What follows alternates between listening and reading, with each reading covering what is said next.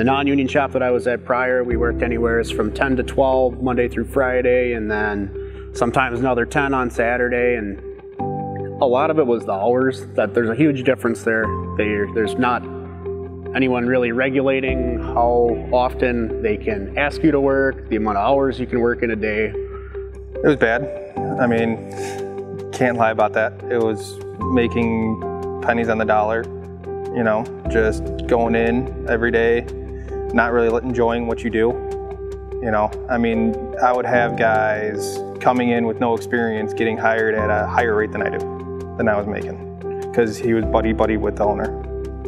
A lot of hard work and a lot of unsafe conditions, so that's a big difference. Well, there's a lot of situations where we were using scaffold or ladders rather than a lift, which would have been significantly easier and safer. From wearing respirators when you're spraying or wearing masks when you're sanding. Sometimes those things weren't even necessarily provided to us, where it was more of a battle to even get it. My now wife and I were starting our journey together, and I was only making like $17 an hour, no benefits, no nothing, and I finally for the first time started thinking about my future. Non-union compared to union is like night and day. Knowing what you're doing again, being trained correctly, you know, knowing how to be safe, because some of these things you're not just standing on level ground like we are right now. Sometimes you have to go up in a lift or go in a boom lift, and it can be where you're pretty high up. And if you don't know what you're doing and something bad were to happen, you know, how are you going to react? I had friends that were in the union before I was, and they kept telling me that I needed to come over and make the switch, and because it's more beneficial to myself and your family.